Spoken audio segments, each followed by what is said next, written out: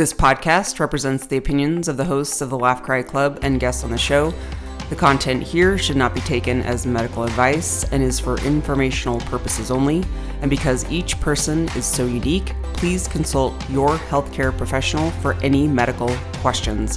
While we make every effort to ensure that the information we share is accurate, we welcome any comments, suggestions, or correction of errors. Welcome back, everybody, to the Laugh Cry Club. I'm Joy. I'm Rebecca. I'm Chelsea. And if you are an imperfect human who laughs and cries, then this podcast is for you. Or a friend or a family member or anybody who you just want to be in the most inclusive, exclusive VIP, which is the long way of saying VIP club. Welcome. Maybe it's someone that you're like, they really need to hear some therapists talking. They really need some support. You could even just send it to them and maybe it will help them. I don't know. We're all just kind of walking around trying to figure out life. So if you're new to the show, we're 3 licensed therapists. We've been in the biz for over 20 years each. And we started this podcast just to normalize. Why are you laughing at me? I love that we're in the biz. Well, I know. It just made me It's think so of good. like, instead of showbiz, like this is really the biz. Like This showbiz is the is real one thing, biz. but we're doing the real biz out here. Actually, we are. We are. Yes, exactly. If you see a therapist, we're in your business. We're all up in your business. We are, We're but all like up in in your the most beautiful way, right? Yeah. Gosh, we're lucky. We're very lucky, and we wanted to start this podcast for that reason and normalizing the human experience and emotions. And maybe you have a hard time acknowledging emotions. We just want to make sure everybody out there knows that, you know what, they're all valid and we all have a million emotions a day. So hopefully this helps you. And if you like our podcast, share it with a friend. So every episode we start with a laugh and cry of the week. We're going to talk about a topic today of letting go, and then we'll pitch another topic. And as always, you can email your questions to laughcryclub@gmail.com if you have any requests that you want us to talk about on the show. So who's going first this week, Chelsea? Well, this week it's gonna be myself who I'm nominating to go It's because gonna be me. I'm so excited, y'all. I've been up since 1 a.m. and then I try to go back to sleep on my acupuncture pressure mat thing that like Ooh, you stabs have your one whole of those? body. Yeah. Oh, that's cool. It stabs your whole body and it hurts, but then you go into like total relaxation and then you'll fall back asleep. But then of course I woke up still stabby. It just stabs you a little bit. Oh, no. Yeah, because I was so excited to just connect for lots of reasons. Okay, so I'm gonna start with my cry. No, I'll start with my laugh, then I'll move to my cry. Okay, so my laugh was, we know I just posted Miles and I's big adventure. Miles is my son. So my laugh is I mean, there's so many, but we were on this little road trip. We went to like UFC, then we went whitewater rafting, we went ziplining, and then Miles talked me into doing the whitewater rafting level 5, which is like the highest you can do, where you like flip in a boat and you like ride these waves. And I'm like, I am not an adrenaline junkie, okay? I like to have lots of fun, but I like my body to be safe. I'm 47 You want like type years 1 fun, not type 2 yeah, fun. I want to know that like I'm not going to be injured or die. Okay, so and Right. it's even greater now because I'm the only parent. So I have this and my kids are adventurous lunatics. Miles is a lunatic. He always has been since he was, we called him Danger Boy when he was a kid. I had squeaker shoes he wore just to be able to hear where he was in the house that squeaked Oh when he my walked. gosh, that's great. Because he would climb things, he would run out, like he figured out how to unlock that. I mean, he was terrifying. So Danger Boy was his nickname, as he's just adrenaline. And Steve, my late husband. God, I've never said that, I don't think. I was just still calling my husband. Anyways, his dad, my husband, was just, Steve snowboarded on skateboards before snowboarding was a thing. Like he just was super, super adventurous, jumps out of airplanes, all the things. So Miles is like, this is my dream. And I'm like, we already went whitewater rafting yesterday. We did like the course 1, 2, and that was great. He's like, no, we have to do this. So I'm like, okay. So I ask, I'm like, is Archie, that was our guy the day before, Archie, long strawberry blonde hair, a huge mustache, 80s glasses, a baseball cap, but then he has to take it off to put on his on his helmet. And then yesterday he shows up wearing pajama bottoms, like full pajama bottoms, like not swim trunks, no fucking shoes. To go rafting. To go on what they call the trip that Miles chose for us, the Carnage, which if you don't know that definition is dead bodies. Yeah. What? So I'm like, I want Archie again. And why do I want Archie? One, he's a lunatic. Too, like my son, but he talks the whole time, so you know exactly what he's gonna do. He's like, we're gonna go back in and we're probably there's a 40% chance we're not gonna make it, we're gonna flip, like yeah.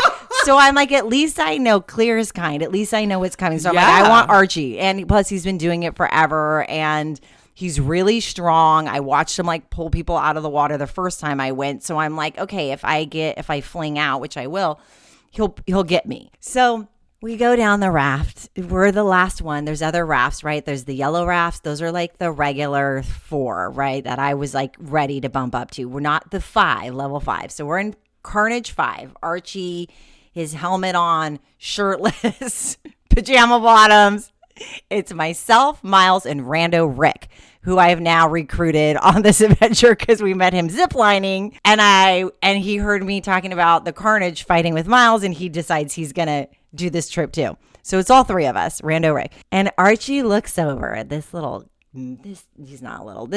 kid. He's a kid. He looks over at the other raft, the yellow raft, the safe one that I wanted to be in. And somebody has a GoPro and he's like, hey, you with the GoPro, check this out. And I'm like, holy fuck. This is our first raft. Oh, no. This is our first like run that we're going down. This is a 3-hour trip. Okay. We go in, we get in. This wave sucks our whole boat down, flings us out of the water. Oh my God, this is terrifying. It's terrifying. And of course I'm screaming, I'm laughing. Now I'm gulping water. I'm tumbling in the water. Then you hear them, they blow whistles to rescue everybody. So it's like,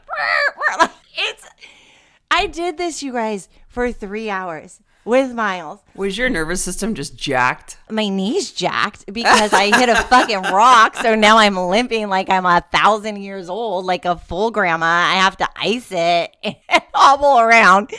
I couldn't stop laughing. It was terrifying and horrible and wonderful. And the best part was Miles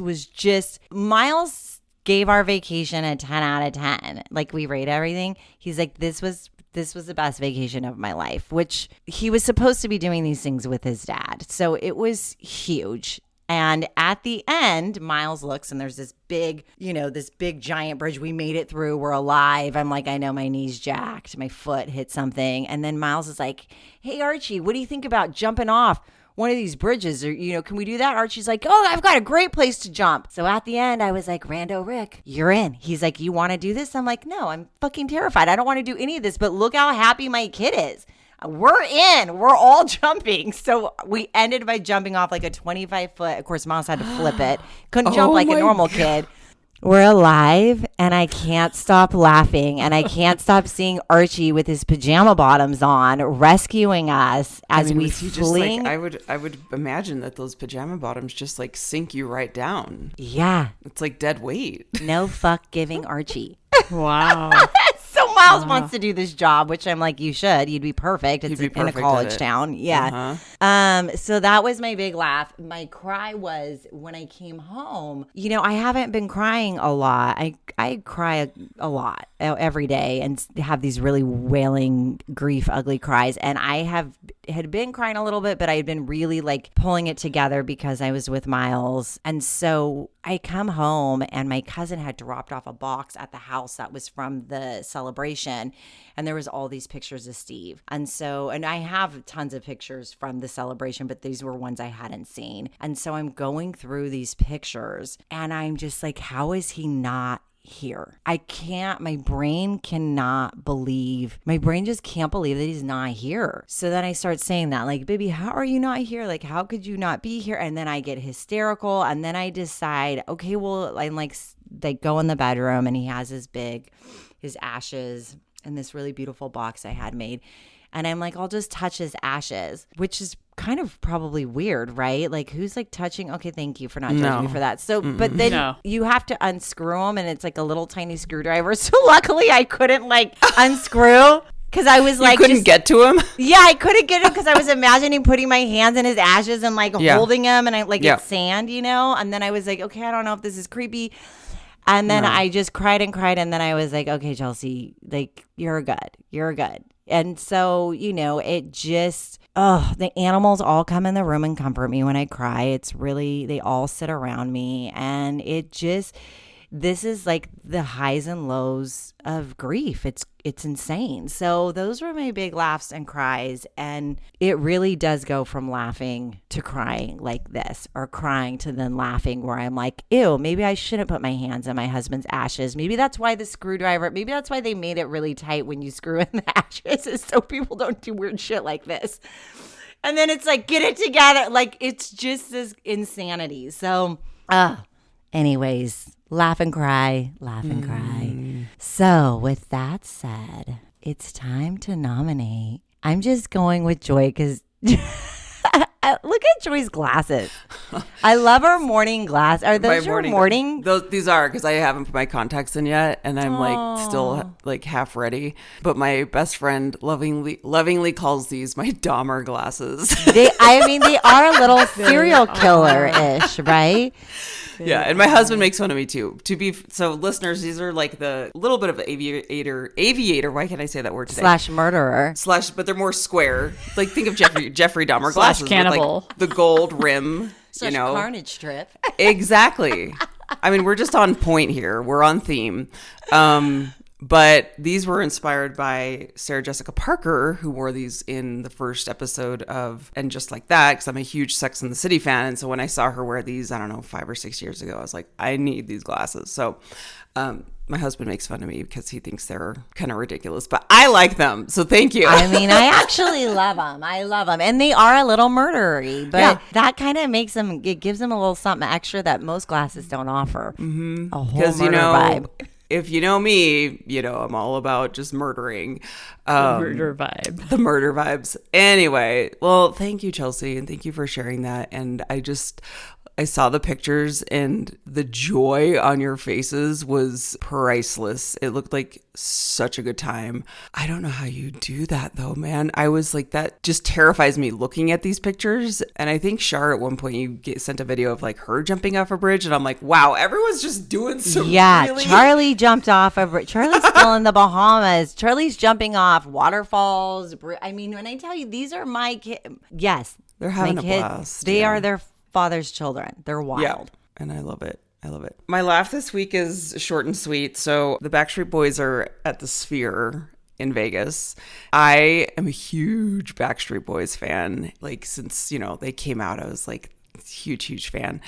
So I saw that they had a Sphere residency in Vegas, and I don't have tickets. I'm not going. However, I saw the videos start to pop up on TikTok of people at the Sphere at the concert. I wasn't a teenager I think I was like young 20s when they kind of hit the scene, like maybe right out of like in college. Because I remember one of my roommates dressed up as Kevin, one of the Backstreet Boys, because he looked like him for Halloween, and it was so funny.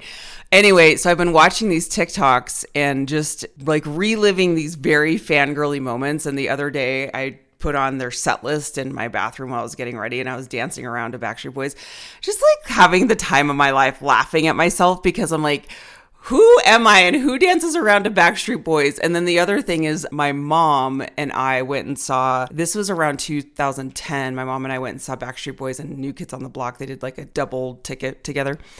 So I was thinking of that, and how when we were going by we think it was their tour bus, and my mom is really cute and innocent, and we had each had like a beverage before we went to the concert. We were at a bar, and my mom's a lightweight. She doesn't drink, so she had like one drink, and she was kind of like a little tipsy. And we walked by my mom grew up in LA, so she's really hip to like all the people who came up, like the Beach Boys, and she saw a lot of really cool concerts when she was in her teen years, 20s, because she was in the middle of it all. So she has these awesome stories of like one of her friends babysat one of the Beach Boys monkeys and like crazy stuff. So she was always in the know and all the hip stuff. And so she walks by this tour bus with us and she goes, one more. And if you knew my mom, this would be even funnier, but she's like, one more drink and I would be on that tour bus. And we just started laughing so hard. Because if you think of like this 65, 70-year-old woman at the time. Oh my God, I love her. She's this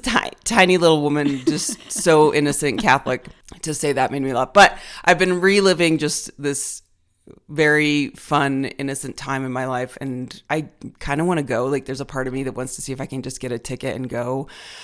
Yes. Because the I would answer is yes. Yeah. It's like, always even if yes, I have guys. to go by myself, if like no one's around to go with me, I'm like, if Scott's busy or whatever, I'm like, I literally would fly in, go by myself to the Sphere and have the time of my life and just fly home. So there's a part of me that's like, maybe I should do that. So we'll see. That's TBD. I see these videos that makes me so happy. And I don't really have a cry this week. I've been thinking, I was like I'm not going to like try to pull a cry out of the air. I think there's stuff that has made me objectively sad this week. Malcolm Jamal Warner passing away, like this tragic drowning, really made me sad. I think all the Cosby kid, like growing up as a Cosby kid, like watching that show, that just devastated me for his family. So like that made me cry. But as far as there's always going to be news stories and things that like make me sad. But overall, I feel like I've been doing really well in terms of just like, I don't know, living my life, trying to stay in like a calm space. So I'm just going to go with that. We'll see. I'll keep you posted on the BSB. Well, y'all, speaking of the BSB, the LCC is going to be coming to Gulf Shores, and maybe we can recreate. I mean, I'm not a Backstreet Boys human, but I am a yes woman, and I can dance to anything. I'm in. Do you like how I going. just made my own party for us? Yeah. Oh yeah. Yes. I already have a vision of it. Like when you said it, I'm like, oh, I already have this vision, and it's gonna happen. So maybe we can make a fun TikTok about that anyway. But I'll pass this over to the amazing Rebecca. Thank you. I'm going to have to work on my choreography. Oh my God, can we please Are you doing the splits yet? Yeah, I was going to. Okay. Believe yeah. me. We digress. Any split improvements since Rebecca's been considering joining the No. Dallas Cowboys? Not yet, but I'm Get on it, Rebecca. I'm watching and I'm learning routines and working on it slowly. I'm like You are yeah. learning some routines? Yeah, by watching them. Okay. She's I'm going to try observing. some. She's I have to gathering the observe information, first, yeah. right? That's how I work. Smart. Got it. Smart. I like it. I like to gather information first. So that's what I'm doing. Gosh, my cry. So I was really excited about this bike ride in Paris, Texas, and I did it last year and had a great time. This year I decided I was going to do a little bit shorter mileage and a different route just because my mileage isn't up like it was last year. So I thought, I'm just going to have fun, leisure time, right? 24 miles, no biggie, relax. So I get to this ride. First of all, the markings for this 24-mile ride were terrible, right? So it had you like go out with the rest of the riders and then kind of circle back into town. But generally with the rides, they're marked. They'll have signage or they'll have a color arrow pointing to where you go on the road. And I'm like, where the flip am I going? And they're like, are you looking for the 24? I'm like, yeah. And of course you're on a bicycle and like you blow by these people. I can't hear very well anyway, but if you're on a bicycle and somebody's behind you, you really can't hear them. And so then I had to circle back a couple of different times. I went through like 2 different areas and I'm like, is this the spot? And they're like, they just looked at me like deer in headlights. And so I had to circle back like 3 different times. And I'm like, okay, this is not getting off to a good start. Finally, I found where I was supposed to go. And I'm like, this is a freaking trail. Okay, so it was a paved trail. But it was a trail. And when you're on a trail with like runners, walkers, dogs on retractable leashes or off leash, it's kind of dangerous on a road bike because you're not just out for like you're not, doing you're like rolling 8 miles per hour, you're like doing 12 or more. I'm not super fast. So I'm probably like 14, 16 miles per hour. And I'm like, okay, this is going to be dangerous. So I'm like, pay attention, Rebecca. And then I'm like, Rebecca, chill the fuck out. You were supposed to have this relax. You said you're going to relax. So this is forcing you to relax. You're going to have to go a lot slower. And I'm like, but I don't want to go. I was ready to let loose, right? And then I'm like, okay, Chelsea would say have a corrective emotional experience. And I'm like trying to correct my thoughts about this ride while also dodging people and dogs. And, people have headphones in, they don't care. And this guy is on his bike with a cigarette. I'm like, what the flip is this shit? I don't want to ride in your smoke. Gross. Isn't that gross? That's Wait, terrible. was he racing or was he just a He was casual in the ride. rando? He was in the ride. I'm like, the road bikers on the road are not smoking. It was so weird. So I'm like, why is this on a trail? And I'm like, I swear the map did not say this was like a real trail. It said something trail. And I'm like, oh, sometimes roads are called trails, like certain times. And I'm like, this map wasn't really marked well. And I'm like, okay. I'm like, well, at least we have the rest stops that'll save this. Because I like the rest stops because I like to see what snacks they have. I mean, I really do. That's why I go. And I'm like, lame ass rest stop. There's some water there. And then this trail just keeps getting worse. And I'm trying to correct my thoughts. Like, relax. It was also the type of ride where it's shady by trees, which is nice. But it was morning sun and it started that real flickering where you can't, it almost like strobe light. Like I was going to say, the strobe where all of a sudden you're dizzy. So you're like, you can't make out your terrain in front of you because it's so strobe light. And then you got people. And I'm like, this feels like a video game. And I'm like, but I'm going to correct my thoughts here.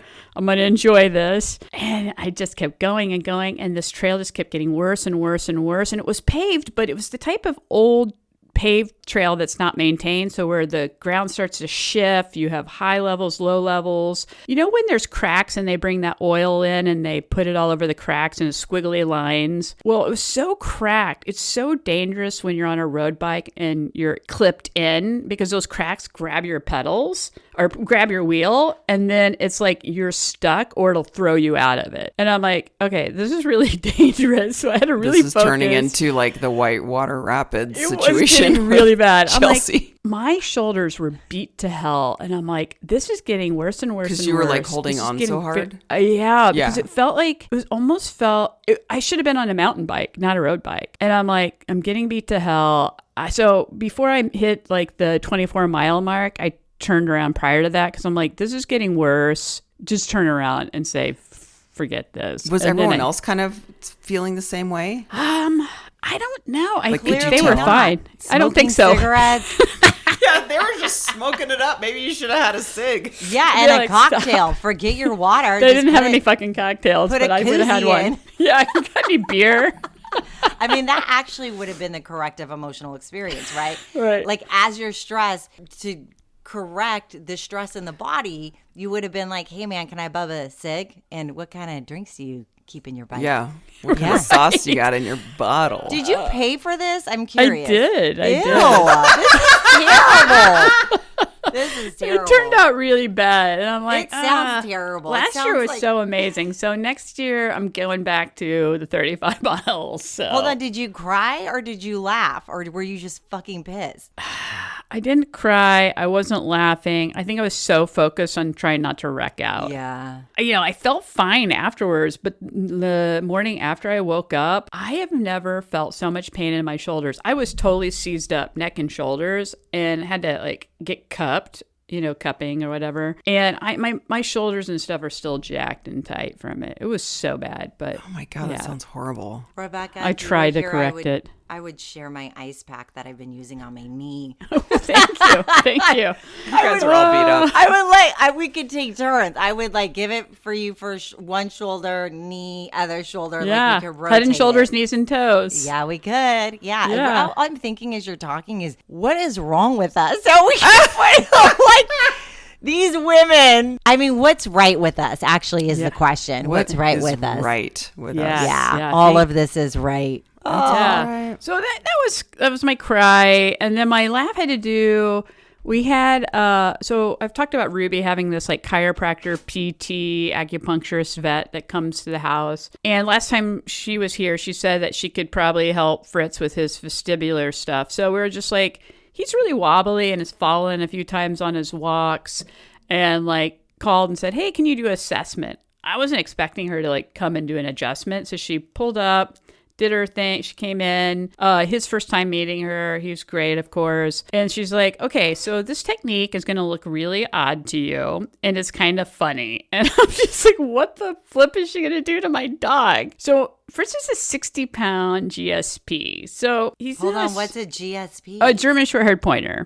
Oh, okay. So like a hunting dog. He's a decent sized boy. Like he's not a little dog. And so she was like sitting down and she's like, okay, so she asked what side he had turned to that day. It was the right side. And she's like, so I'm going to grab him. I'm going to flip him on his back on top of me. And then I'm going to roll to each side with him. And I'm like, I wanted to get a picture so bad, but I'm like, I don't want to get my vet's ass in this photo. Like, oh my gosh. She picks up this 60-pound dog. Like, basically, his back is to her chest. Like, you know. Yeah, like a gator roll where they. Yeah, I've never known what a. Yeah. Basically a gator roll, and holds him, and then she flips to the right side and lays there with him. And I thought, he's gonna wiggle away from her. Like, I mean, this is it was freaking hilarious. This is insane. What if the dog's like gets scared and bites you or something? Right. She's just rolling I guess she trusts like him. It's an alligator. Oh my Yeah. God. Okay. And so she has him positioned so she can see his eyes too, because their eyes, typically when you flip a dog upside down, sometimes you get like the, the up and down eye movement, because they're like trying to regulate their senses. And she had him, she goes to the right side and lays like on her right side with him for a while. He's not moving at all. He's totally relaxed. I was like, oh my gosh, he's going with it. And then she takes him, rolls back to the left side, lays there for a second, for like a minute, and then rolls him back over the right side, lays there for like a minute. Then she's done. And it's like a vestibular reset with like the crystals and stuff in the ears. The crystals in your ears, yeah. Yeah. And so his balance was excellent today on the walk. And then did a few adjustments to him. But I mean, isn't this people's areas of expertise are like insane to me? Phenomenal. Like when anybody was going to college where they were like, I'm going to do this area of expertise where I specialize in dogs' ears and crystals, and I'm going to learn how to do this role. Like it's so cool. I love that. I love all of that so much. yeah, like she and does I love that adjustments. Fritz just was like, I'm in. Like, Fritz doesn't even think twice. Fritz is so Fritzy. psychologically safe. He was. So yeah, it was freaking hilarious, because the way she's like, okay, now this is going to look really ridiculous and funny. And I'm like, what are you getting ready to do? She gave you the warning. Oh my God, I So wish there was fun. a video. I love this person. me too. I know. I wish there was a video.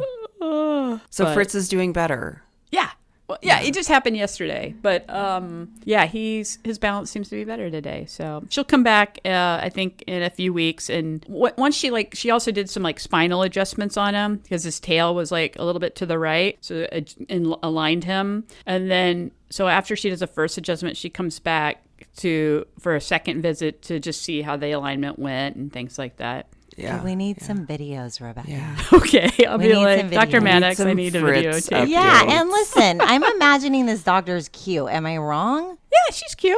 Yeah, like she's like a cute like dog person. She's like a dog person. whisperer. Yeah. Yeah, she's Yeah. probably really awesome. I mean, this could be. Yeah, I mean, I can't wait to see it. Well, Rebecca, are you gonna kick it?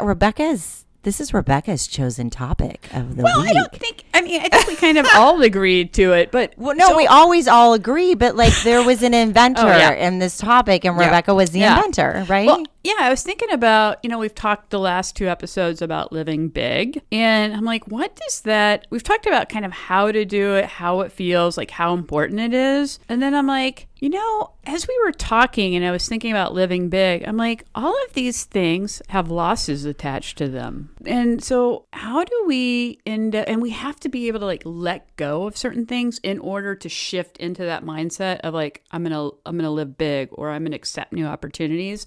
And I felt that for this just kind of went in line with living big, because this affects like relationships, opportunities, thoughts. Like we have to let go of our thoughts. Sometimes we have to let go of bad relationships. We have to let go of employers. We have to let go of our animals, our loved ones at different times. And so it's like we end up having to let go of something to move forward. And and instead of looking at it as like, I think we look at a lot of times when we think of letting go as something negative or like it is painful, right? But that it's bad. Actually, it's necessary in order to live big.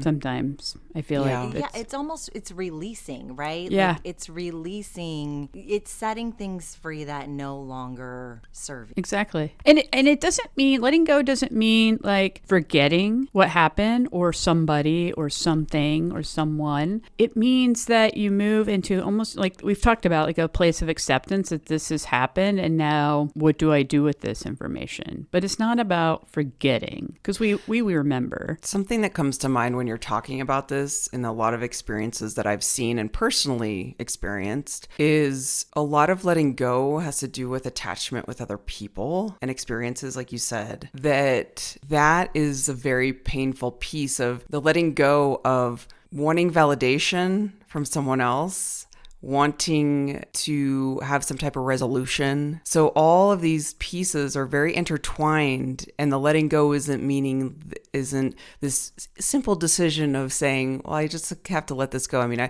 I say this all the time to people, friends, family, when you're like, you do the Elsa Let It Go song where you're like, just let it go. We can do that in some very light situations, but at the end of the day, there are times, and I'm thinking of actually a personal situation that has just come up for me, and I'm happy to share it.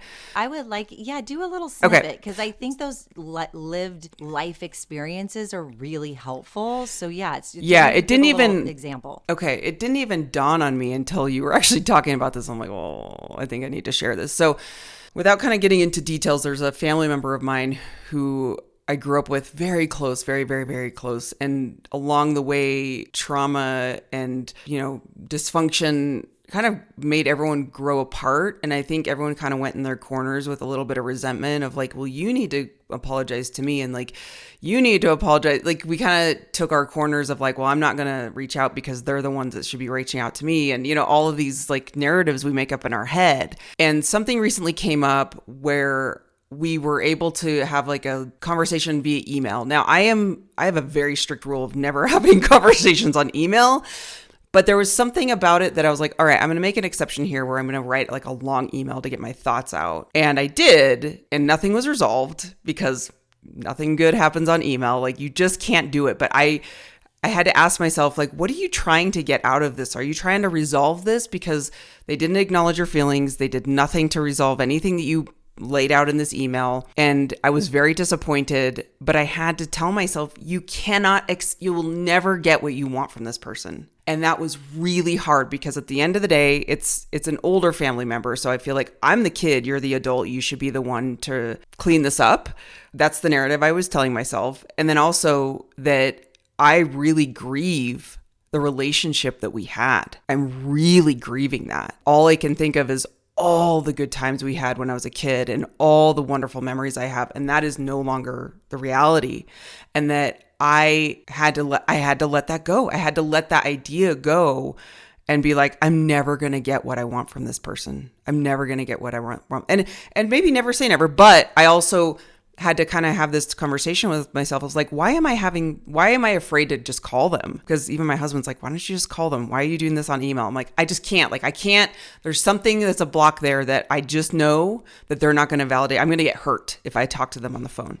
Anyway, so that was a big release for me. I think I'm still like in the middle of it struggling, but I had to end the conversation on email by just acknowledging their feelings, by being like, hey, it sounds like you're really hurt. I hope for the best. Like that was kind of, and it was a very short paragraph because I was like, I just have to end this back and forth because what I think is going to happen, and I always am hoping, and I see this a lot with clients. I see this a lot with clients who have very distant mothers where they just try their whole life to get acceptance and they're never going to get it. And you like at some point you have to let this go. So that's something that I've been personally dealing with recently where I'm like, Joy, when are you just going to like accept that this is maybe never going to be resolved the way you want it to be resolved? That would be a huge part of the letting go. So when we let go, we're really leaning into acceptance of what is. And that's, where Joy, I'm going to kind of pull some pieces out from what you said. So it's really interesting because a lot of the times we just want to be seen and heard, right? And so maybe you emailing was your way to be heard, but also to protect yourself because you knew you weren't going to get what it was that you actually were craving and wanting and desiring. And in therapy, this comes up all the time. I have clients and they say, I want to have this conversation, and I call it the brave conversation. So they want to confront somebody, they want to say something. And I always ask, what is your intention? And if your intention is to just be heard, knowing that this person isn't going to validate you, they're not going to get, because people aren't, we change when we do the work, right? But maybe if this person's not doing the work, we have no control over another person. And so a lot of the times when I would like really pull down the layers, it would be like, what is this? Somebody maybe, because I worked with so much sexual abuse, like I want to confront my mother who allowed me to be abused, or I want to confront this person, I don't know, an abusive, somebody who was physically violent, something like that, right? No, I don't suggest like the perpetrator, but somebody who like, you were a kid, this was not okay. The adult who was supposed to protect you did not, and you want to be heard, right? So this is something, so really sometimes just speaking your truth. And I always say, go to your highest sense of self. What is your experience? What was it like for you? Staying out of the blaming of another, but I want you to know, I'm hurt. I'm grieving the loss of this relationship. I'm really sad that things aren't going to be the same. I'm going to have to wish you well and send love, and we're no longer going to have this relationship. That's the gift to ourself. Yeah. That is the gift to ourself. That's where we lean into acceptance that I do not have any control over this situation, over this person, over this history of whatever. And how long do I want to fight with reality that this person should be this way? They need to be this way. They could be this way. How long am I going to do that for? Because that's where we have in therapy what I would call needless suffering.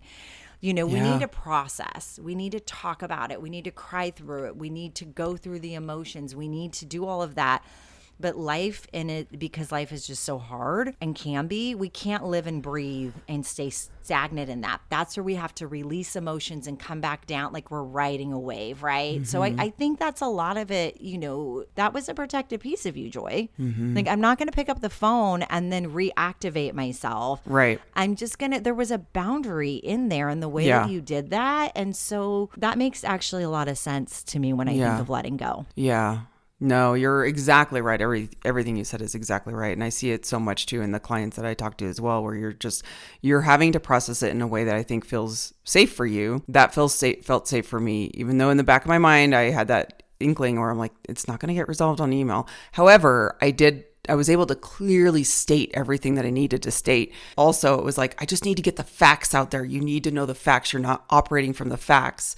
When I realized that didn't matter because their response acknowledged nothing that I had said. And I was very quickly acknowledged, oh, this person is in so much pain. They are just in their pain. So their pain is taking over, and they are not we're not on the same page, like their pain is just so overwhelming that they can't see anything. They can't see the forest through the trees. So that's where I stopped it, because I'm like, they're going to stay in this pain. They're not in a place to acknowledge me. That is what it is. And I'm going to call that letting go of taking something personal. Because what people do and say, and those wounds, right? Those wounds that come out, that's old stuff. This is old stuff. It's not about us, but we make it about us. We're like, how could you do that to me? How can you do this? And it's like, if you look back objectively, this person's probably done this several times to different people, to all of that. And so that is a big piece of letting go, right? Like, this is not personal to me. Yes, it personally hurt me. Yes, it was unkind. Yes, it was this. Yes, it was that.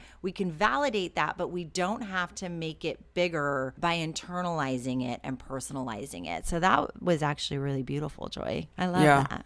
It's hard, and I think that I will continue to grieve because the memories and it's this cognitive dissonance of what I knew when I was a kid and all the fun that you have, and then the now where I'm like, how did we get here?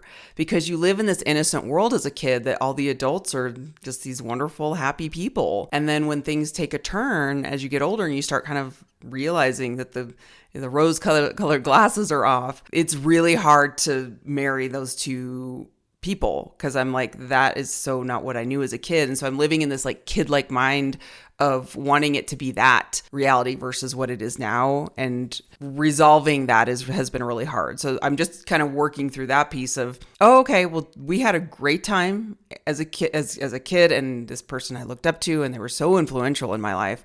To not have that now is really sad. And I'm sure they feel the same way. And there's this part of me that's still like stuck on, I'm the kid, you're the adult, figure it out. Like, stop making me be the one that has to figure it out, So a lot. But at the end of the day, like you said, the needless suffering, that has to end. I want to move on. I want to acknowledge and send them all the love in the world that they can heal themselves and whatever it needs to be. But the holding on to it was causing a lot of anger. I just was kind of tired of that. Hey, Joy, I'm curious, not to put you on the spot, because it sounds like you're still kind of in this transition of letting go and letting it settle in. But how do you feel, or how do you foresee like letting go of this relationship, or even you not taking this personal will assist you like in your journey of living big? I think the lesson has been, it's almost like people, I'm trying to think, not that they owe me, but that I don't need to be seen and validated. Like, I can create that for myself. So that's what I think a lot of people relate to, of when someone's holding you back, where I'm like, I just need you to validate this. I just need you to say this. I just need you. Yeah. Just when someone's wronged you, or workplace, like when I was, my job, when I still, the people that hurt me, that I always joke about, the assholes, where I'm like, I will always be mad at them. If only they could just come back and tell me they wronged me. So that's what I feel like I'm shedding, is you gotta let that go. You're never going to get it. That to me feels like this boulder just sitting on top of me, where I'm like, I would like to release that so that I can just continue to live, versus there's like a little pocket of resentment that I hold. And I think there's a part of me, I feel like I'll just go to therapy and talk this out at some point, but that validates it by being like, anger's good. Anger's a good. I like want to just be like, I can still be angry about that because it pissed me off. And there's just some validation to that. And am I really being honest? Am I really letting that go? Or am I just kind of like using that as a little bit of protective to not really address it? So it sounds like that what you're learning or finding out is that by letting go of this relationship has taught you something, that you have the ability to let go of other things too. When you're holding on to negative emotions, that means you're holding on and you're suppressing the current emotions. So the reason why in this most terrible time of my life of death and hardness and going through being a caregiver, the reason why I can still be very joyful is because of being fluid emotionally. So when you're holding on to resentment, you're holding on waiting for that apology, you keep telling that same fucking story, right? We all have this story that we tell. Same story. Look at me, look at me mocking myself. Look at me making fun of my internal story, right? Totally. We all have this story.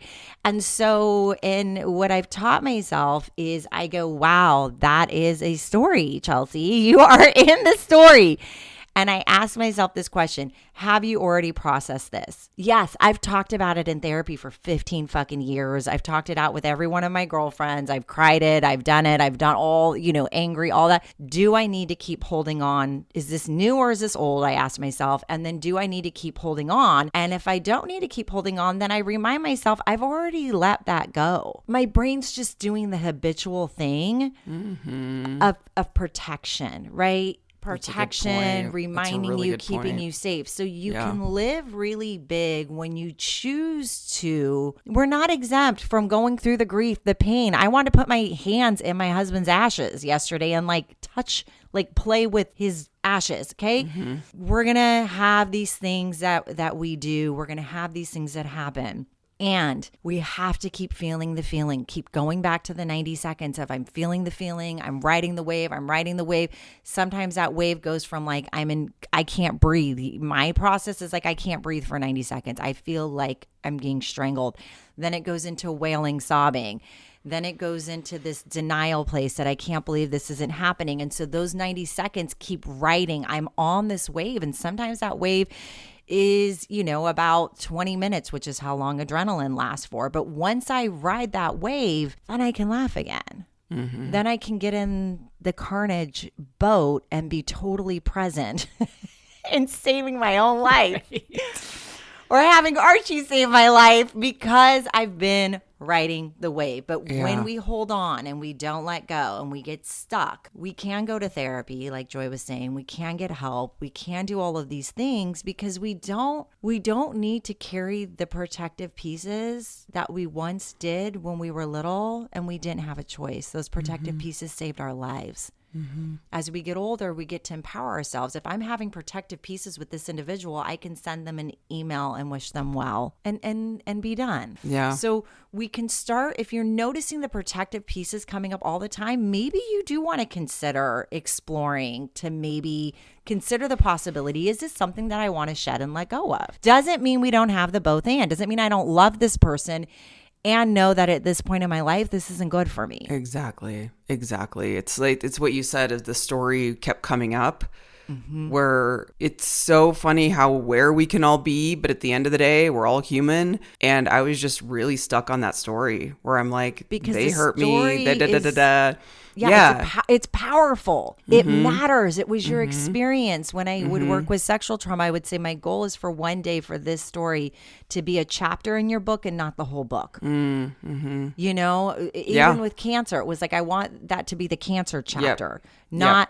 that I am, you know, it's why I don't like the labels, right? Like when people go, I don't know, I could go on, I don't need to, but you know, where you label yourself as this thing because you had this experience. It's why I don't want to call myself a widow because that's not who I am. Yeah. I was married and my husband died and it's fucking terrible, but I don't want to label this thing that feels icky and oppressive, but there is a story and we have to honor the story or it can't go into its proper chapter and it just keeps spilling into the other chapters. Oh, I like feel that in my gut. But it's so true. So hard. It's like, and you humans. don't, it's so sneaky. It's a fucking sneaky bastard that like is really, you don't know you're doing it until you're like, holy shit, like that needs to be a chapter. And what you said about the emotion piece of like, when you numb one emotion, you numb all emotions. And are you really addressing it? Or are you just kind of like with Brene Brown saying that you can't like just selectively numb? You know, I like to look at it too. Like, you know, when you see tracks like in mud, like maybe a car went through a muddy surface and then it dries and it stays there. And then if you drive through, your tires automatically go in that rut. It's like, that's what that pattern is like. And that's why it's so easy to like go on your into, bike ride. You can't get,